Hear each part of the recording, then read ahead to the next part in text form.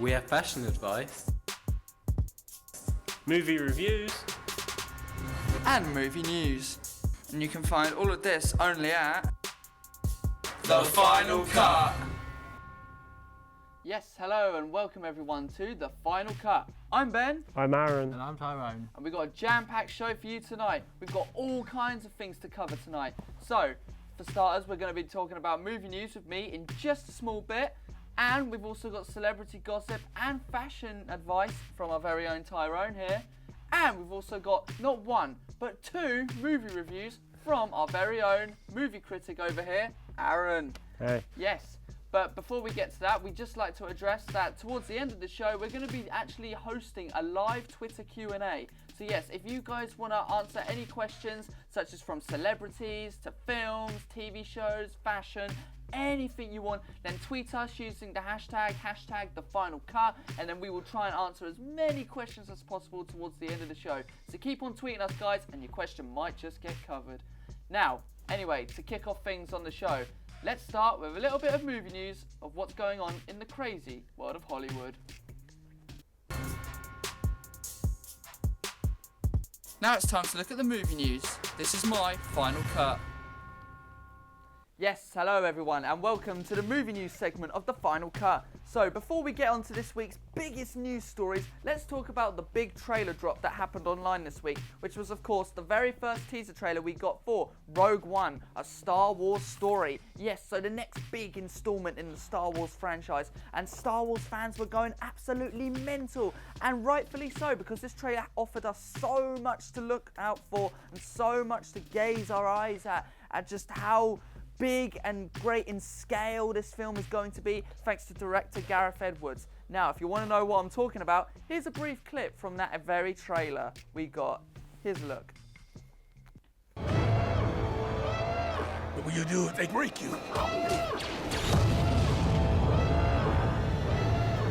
If you continue to fight?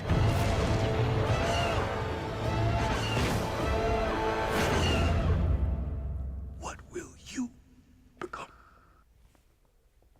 Yes, so as you can see from that trailer, there was so much to offer to both old nostalgia fans of Star Wars and newcomers to this Star Wars franchise. So obviously old nostalgia fans got to look at some of the old models that were used in the original Star Wars films, such as the AT-ATs, which, you know, were huge in scale thanks to like the slash use of practical effects and special effects.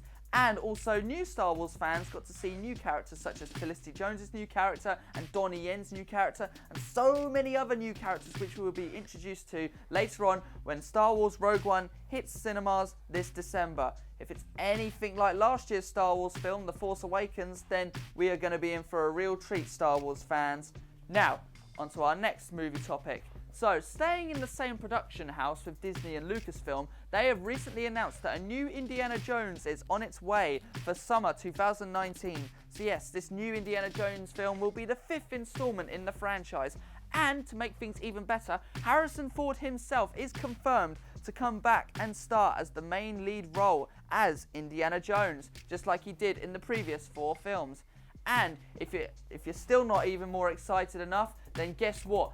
Steven Spielberg has also been confirmed to direct this next Indiana Jones. Yes, Indiana Jones fans may remember that back in 2008, the last time we saw the famous archaeologist was in Kingdom of the Crystal Skull, which Steven Spielberg also directed. But this time round, because George Lucas won't be heavily involved, we can expect a lot less CGI this time round. So, you know, you won't get scenes such as this one from 2008's Kingdom of the Crystal Skull. Take a look.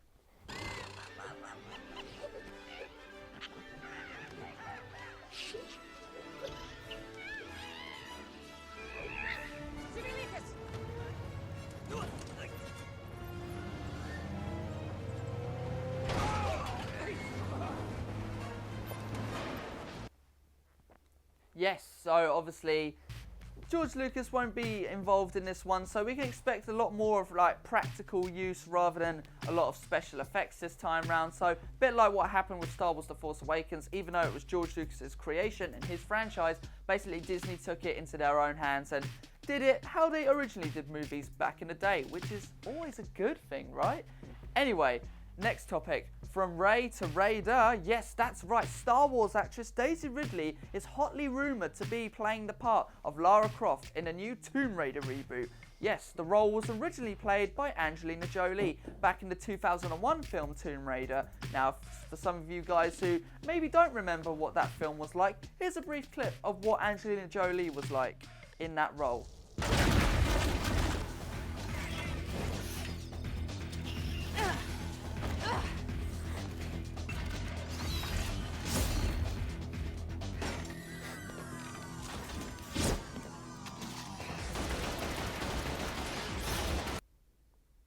Yes, so obviously that's what happened back in 2001 with Tomb Raider, but now in today's traditional filmmaking, we've obviously upgraded in terms of special effects and also practicality.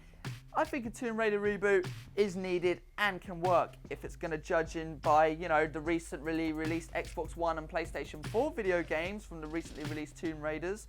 Then we are in for a real treat, guys, in terms of filmmaking and how it is done today, especially with someone like Daisy Ridley attached to this project. I think can totally sell to a wide target audience. Now, moving on to our final topic, which is of course, Warner Brothers should be a bit worried at this point about their big superhero franchise in terms of the DC Cinematic Universe. Yes, Batman vs Superman lost to a Melissa McCarthy comedy? I know, it sounds absolutely mental and like, what kind of world do we live in when that happens? But yes, it happened and it's real. So yes, Batman vs Superman's weekend box office was $23.4 million. That's how much it earned this weekend, compared to Melissa McCarthy's new comedy, The Boss, which earned just $23.5 million. So yes, beat Batman vs Superman just that tiny little bit, but it's just that tiny little bit difference that makes all the difference for Warner Brothers, since, you know, they're trying to plan out this larger DC cinematic universe which they're trying to plan out for the next few years. So obviously, if a comedy from Melissa McCarthy can beat probably two of the biggest superhero icons in the world, Batman and Superman, then we got a bit of a problem there. But anyway, that's all up for debate. That's all, we're going to see how that unravels in the next few months. But anyway, that's all we got time for in terms of movie news. That's all the movie news we got this week. But if you want to follow us on social media, then feel free to do that. You can follow The Final Cut on Facebook, Twitter, Instagram, all that social media goodness. And so you can stay up to date with all the latest movie news, where and when, wherever you like. And now we're going to transition over to what's going on in the celebrity gossip world and fashion world with our very own Tyrone. Take it away, Tyrone.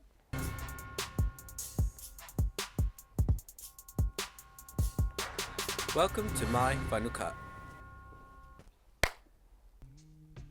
Thanks, Ben. Hey guys, on today's segment I'll be talking about the latest gossip and fashion news that's making the headlines and trending lists on social media.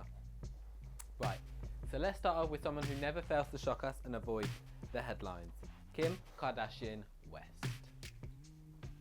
Fresh from mummy duties, Kim attended an event in Las Vegas with the whole Kardashian clan wearing this gorgeous Olivier Rosenthal custom designed piece for Balmain. For me, Kim looks absolutely stunning in this dress because of the way it caresses her curves, lifts her boobs and just shows off her ample bum. From one Kardashian to another, sort of. Kanye, along with his wife, never fails to stray away from the headlines. From his crazy rants, elaborate fashion shows and his controversial albums, we just love Kanye here at The Final Cut. The Met Gala this year was as extravagant as ever, with the theme being Manners vs Manchin, fashion in the age of technology. Attendees included Nicki Minaj, Zayn Malik, Kim Kardashian, Kanye West and Beyonce. Now as we shift gears onto Beyonce, we not only have to talk about her impeccable fashion statements, Met Gala 2015, but her music gamble, self-titled 2013, where she released her album with a load of music videos, but only on iTunes.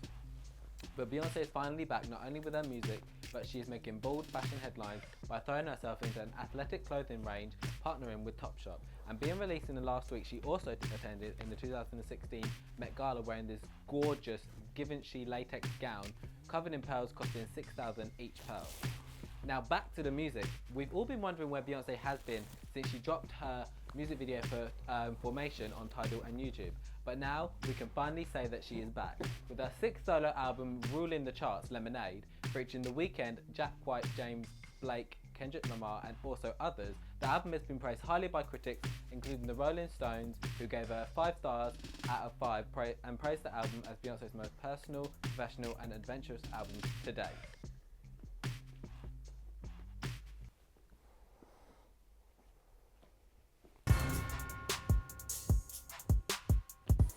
Welcome to the movie reviews, and this is my final cut. Hello guys, so tonight on the review segment we'll be talking about not one, but 2 new movies from March 2016. Disney's newest animated feature, as well as one of the most anticipated movies, well, ever. And remember, if you want to ask us any questions whatsoever, just use the hashtag TFCLive or the final cut, same thing, on Twitter to do so. So with that out of the way, let's get started. Whether you're a fan of comic book movies or not, there is no denying that you're not a little bit hyped for Batman v Superman. Whether it's any good or not is a completely different question. Now, with a film like this, you do have to choose a side. Are you Team Batman or are you Team Superman? And that is a tricky question in itself because you have to see the film to choose. So to help you decide before seeing the film, here's a clip to help you do so.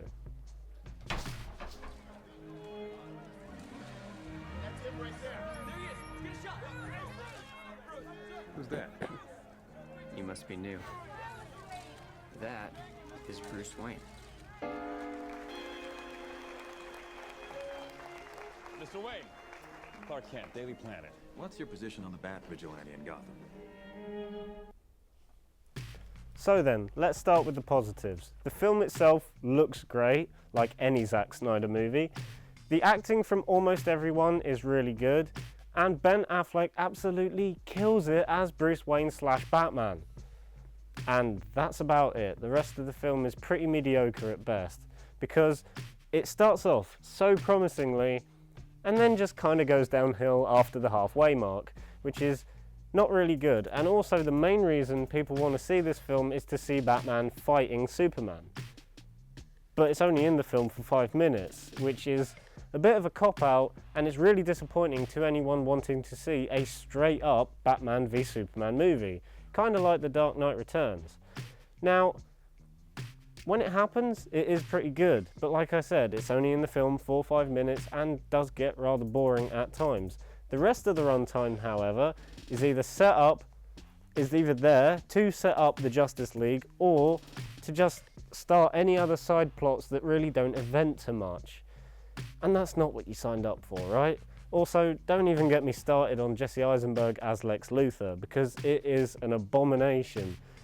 It's just so bad, honest to God. It's right, if you like a certain kind of villain that is jittery and psychotic, similar to the Moriarty from the TV series Sherlock, then you'll love this version. But if you're a comic book fan like myself, then you will know that this is not the version of Lex Luthor we've come up to know. I mean, Lex Luthor is a methodical businessman who's bald. Instead, we get a jittery little teenager who's got a full head of hair. That's not what you asked for. Come on. And on top of that, there's just loads of other things that make this film not as good as it should have been. So I'm going to go straight down the middle, give it 2.5 stars out of 5, because there are some good elements, but those elements are completely outweighed by the bad, and then it just becomes this mess that you don't really know what to think of. Also, now that we've finished talking about that abomination, I think we can get rid of this, don't you think? There we go. So, now we're going to talk about a film that's actually good for once. Disney Animated Studios' new film, Zootropolis, which, what can I say, they've done it again.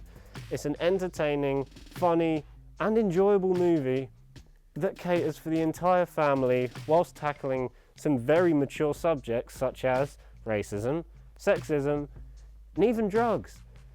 And to do all that in a kids' film whilst making it kid-friendly is an achievement in itself. To get more of where I'm coming from, here's a clip from the film.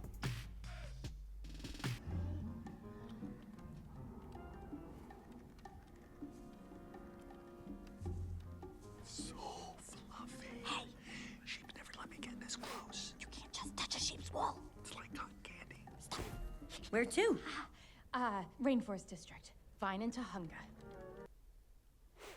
Similar to last year's Inside Out, this is a film that's mature and emotional, but caters for the whole family. However, it will appeal more to older viewers rather than younger viewers due to, you know, adult jokes that are hidden in there and just the overall mature themes that are tackled.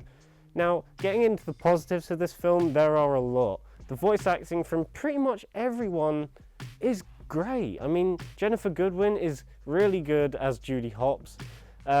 Idris Elba as well plays an extremely convincing angry police chief, but the standout for me had to be Jason Bateman as Nick Wilde. He's sly, he's funny, but they've given enough depth to his character to make him relatable and not just this one-dimensional fox. Yeah, sounds kind of weird, but all of those cuddly, cute animals are just there to kind of overshadow the mature themes, but yeah, I'll get onto that at some other point. Anyway, the animation itself is beautiful, it's detailed, however does feel a little bit like Pixar at times. And in terms of flaws, there are just a couple of minor nitpicks that I do have to say about this film. But like I said, they're minor nitpicks, they're my opinions, so you might not agree with them.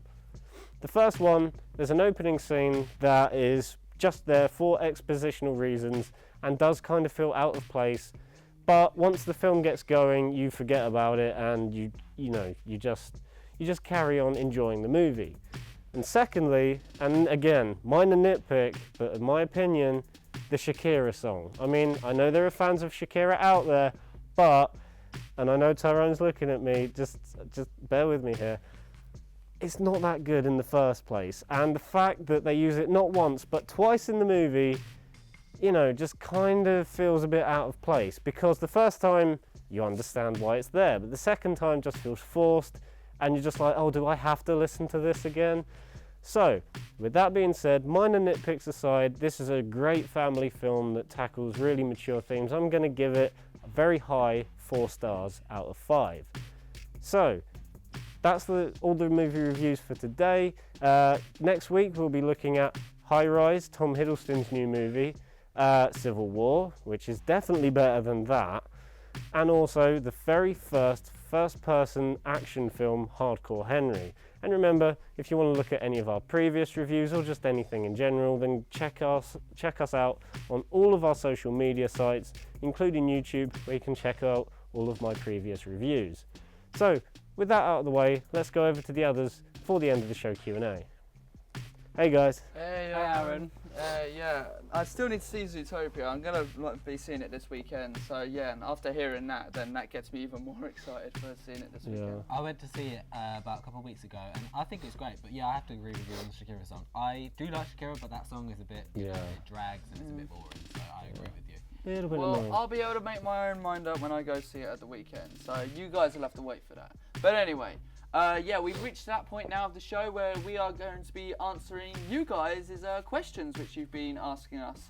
So yeah, we've had so many tweets coming in from you guys, so we're going to try and answer as many as possible right now towards the end of the show. So without further ado, let's kick things off with our first tweet from a user named Ted Blue. Hey Ted, loving the show, #TFC Live. Thanks. Hey Ben, what is your most anticipated film of 2016? That's a tough question. There's a lot of films out this year. Yep. A lot of good ones as well. There's a big selection of great films that are going to be happening. Your mic. This is my moment. This is my moment. I'm speaking. This is My most anticipated film probably this year is Captain America: Civil War. Oh, good choice. Yeah, I know. Drop the metaphorical mic. No, seriously. Just because of the build-up for this film, we've seen these characters grow.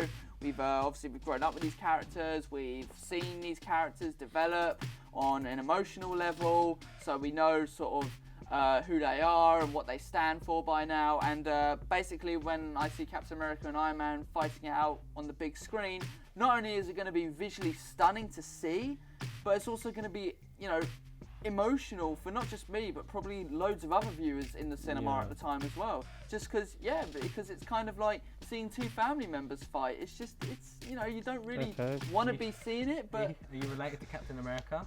oh, I don't think I'm No. related. Otherwise, where's my muscle? If I was related to Captain America, where's my muscle? Look, That's, you don't see that on here. Yeah. But no, but yeah. But yeah, no, Captain America Civil War, probably, my most Yeah. anticipated film this year, just because of the build-up from all the other films previously, and it's all been leading up to this. It's going to be big, it's going to be emotional, so yeah, that's my anticipated film. So yeah, that answers your question, Ted.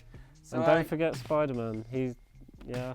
yeah, new Spider-Man as well, so we're going to be introduced to, so Tom Holland. Hopefully he'll do a good job as both Peter Fingers Parker crossed. and Spider-Man. So, but yeah, it's just one of the things we'll have to wait and see. Don't even know if it's going to be in the film that much, but again, we'll just have to wait and see. But I'm excited, I'm pumped, so yeah. Next question is for you, Tyrone. Hashtag TFC Live to Tyrone. What is people's honest opinion on I see what you did. You got my weakness, didn't you? On Beyonce's new album. Love the show, by the way. Oh, thanks. People's opinions on Beyonce's new album. People's opinions is that it's a great album. It's very personal to her because it tackles issues on cheating, marriage. There's always rumours about her being like divorcing her husband, Jay-Z, and so this kind of like, you know, brings the rumours back up. But I feel like she's using those rumours to her advantage. She's using them so she can sell albums. She's using controversy to sell albums, which is, I mean, any attention is good attention, so she's just using that. But my opinion is that it's a great album. She tackles, as I said, issues that she's never done before. She also branches out into different genres. She's got country, she's got rock, she's got her traditional R&B, she's got pop. She's just broadened her horizons on this new album compared to her old albums. Like, don't get me wrong, I love Beyonce, and that's why I love the album. But I feel like this is her best album yet, and I feel like it's her most personal, professional, as I said in my segment, and it's just a great album. But yeah, no, I'll admit, I'm not the biggest Beyonce fan. Like, please don't murder me live on TV. No, I'm the same as you. It's fine. It's exactly. Just like, don't murder me. But yeah, no, like, even though I'm not the biggest fan of Beyonce, some of the songs on her new album are actually pretty good. Actually pretty good. I'm not even gonna lie. Yeah. But yeah, no, I did listen to her the other day, and it's not that bad, in all honesty. I've got to agree with Ben. Not the biggest Beyonce fan, Yeah. but the songs are pretty good on that album. Yeah. Pretty solid. Exactly. Yeah. So and on to our Final question. next tweet. So yeah, Oh. this is for Aaron. From Callum Cam Films. Do you think reboots are necessary? Also, what is your favourite one? Oh, Can I just ask you, because Ben obviously talked about in his segment about the Lara Croft remake. Do you think that's necessary? yes, because Yeah. in my opinion, I do think those older ones with Angelina Jolie are more of guilty pleasures because they're not good, and you know they're not good, but they're still fun to watch. If you Yeah. get what So where you I'm think coming these new from. ones would be good because of the CGI, the equipment and stuff like that? Yeah, if they take a serious approach like the newer video games, like you said, Right. it should be really good because I haven't played the new games myself, but I've heard they are really good because they take a more serious, more darker approach. More adventure focused. Yeah. Yeah, like So definitely. back to the question, do you think they are necessary? It depends. Like you were saying with Lara Croft, if it's an old film or if it wasn't even good in the first place, Lara Croft, for example, then yeah, reboot away. But there are certain films you should just not touch. They're remaking Memento, which is just a no-go because the film's a classic in the first place. And I've watched the film several times. I still think it's amazing today, and it's not even that old. Similar to how they rebooted the Spider-Man franchise just a couple of years after they'd finished They one. don't need to. Yeah, it just Yeah. doesn't make much sense. There was And 3 of them as well. yeah, so- I mean, like you had a somewhat solid trilogy minus the third one, and then you have 2 others that are not that good to then, you know, it just doesn't make Yeah. any sense. There are all kinds Yeah. of rights issues regarding that, but Yeah. But what is your favourite one though? Like, Oh, that is a tough question.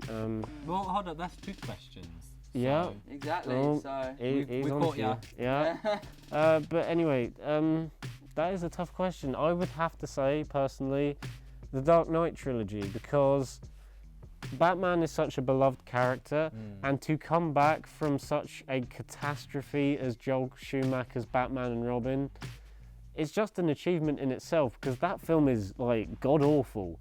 So the fact that you can make not one, not two, but 3 amazing films and kind of make everyone forget about the bad thing that happened is just like, that's why I think it's good. And the fact that it wasn't just one good reboot, it was just 3 amazing films, one after another. I just think that's an achievement with itself, and I think Christopher Nolan did a good I job. think with any Batman or any superhero film, if you make it well, then Yeah. you're gonna sell. Yeah. You're gonna make profit.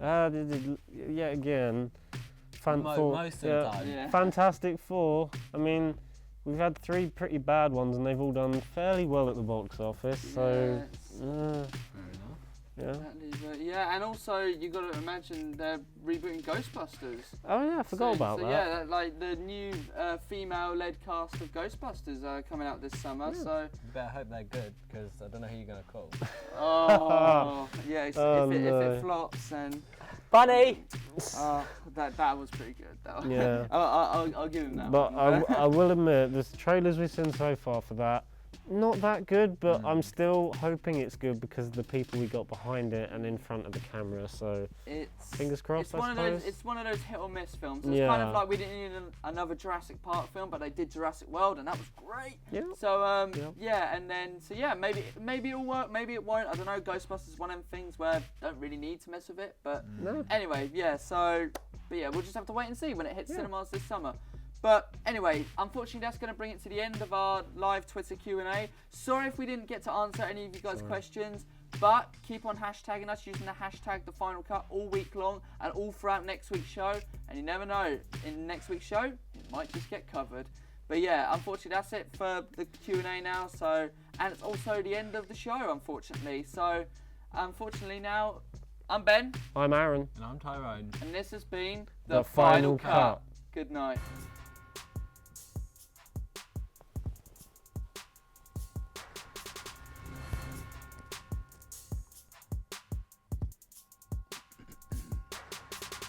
Welcome to The Final Cut. There's everything you want. We got fashion reviews and even movie news. We've even included a cheeky Q&A. That's one of the things why you should come and stay. Hey, Final Cut. Final Cut. Make that final cut. It's the final cut. Hey, Final Cut. Final Cut. Make that final cut. Make that final cut.